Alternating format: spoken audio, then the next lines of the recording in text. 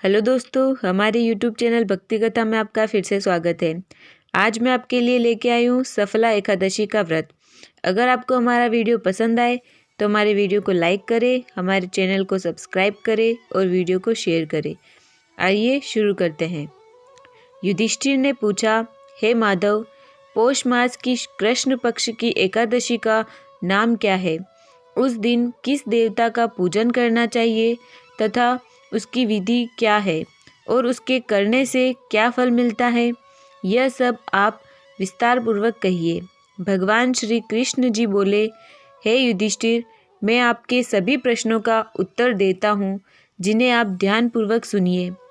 मेरे अनुसार अधिक दानी पुरुष के अतिरिक्त मैं एकादशी व्रत करने वालों से अधिक प्रसन्न होता हूँ।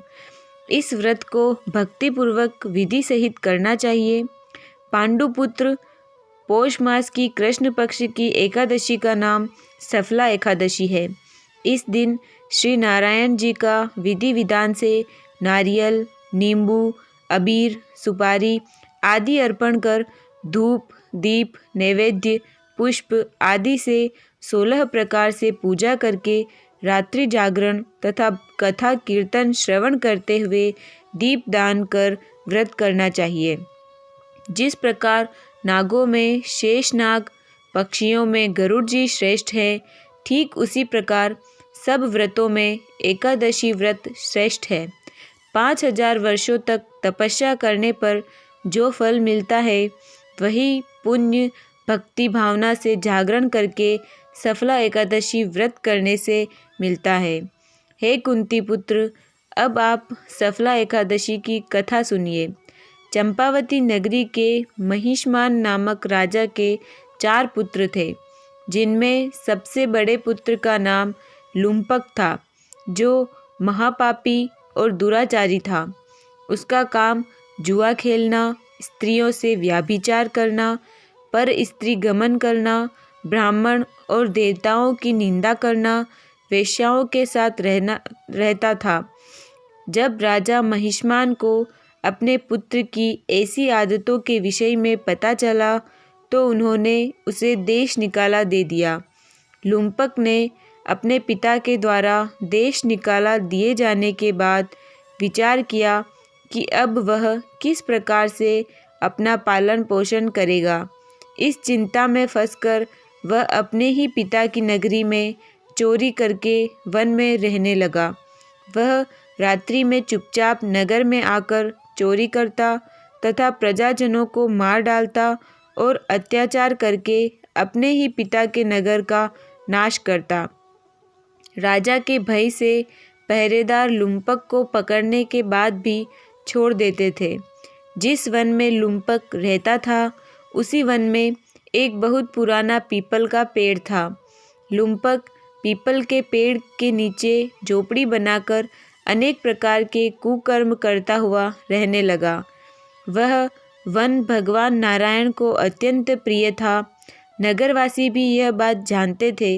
नगर के सभी लोग उस वन को देवताओं की क्रीड़ा स्थली मानते थे। नगरवासियों को जब यह पता चला कि उनका होने वाला राजा ही उन पर अत्याचार कर रहा है, तो वे बहुत दुखी हुए।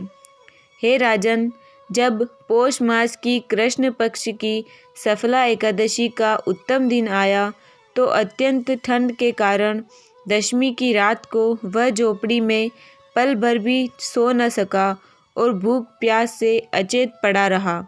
एकादशी की दोपहर को उसे कुछ होश आया, पर शक्तिहीन होने के कारण वह जीवों का शिकार नहीं कर सका और गिरता पड़ता जमीन पर पड़े फलों को इकट्ठा करके पीपल के पेड़ के नीचे ले आया। उस समय सूर्य अस्त हो चुका था। हे राजन, उस दिन उसे इतना कष्ट हो रहा था कि अपने पिता के राज्य सुख की याद कर आंसू बहाते हुए वह भगवान को याद करने लगा और कहने लगा, हे जगदीश्वर, आप मेरे पापों को क्षमा कीजिए, मेरे कष्टों को दूर करने की कोशिश कीजिए।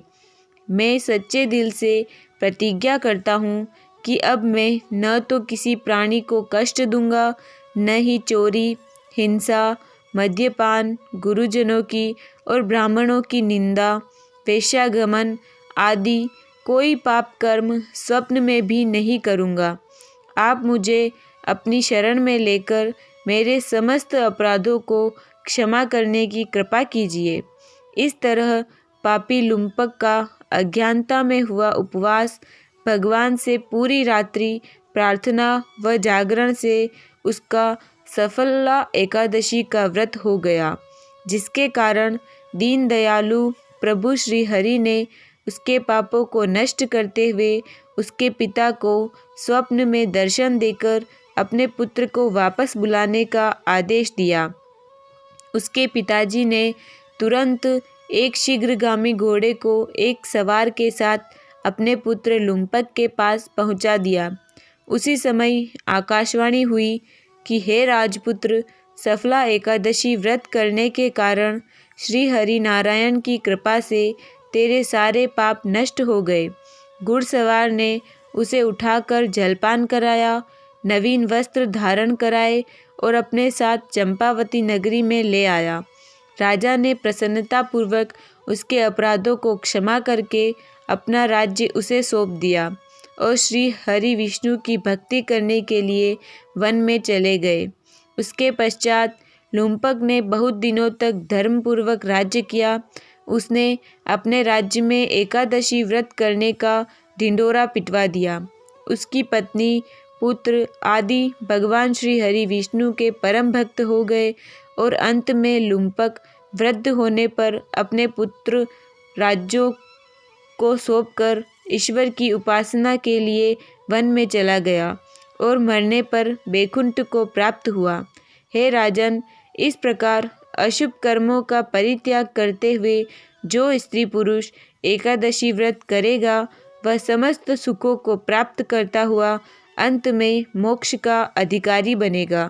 जो मनुष्य नियम पूर्वक श्रद्धा और भक्ति के साथ पौष मास की कृष्ण पक्ष वाली सफला एकादशी का व्रत करते हैं, उनको अंत में मुक्ति प्राप्त होती है और इसके करने से अश्वमेध यज्ञ के समान फल प्राप्त होता है।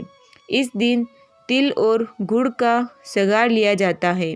भगवान श्री हरि विष्णु सबका कल्याण करे। जय श्री हरि।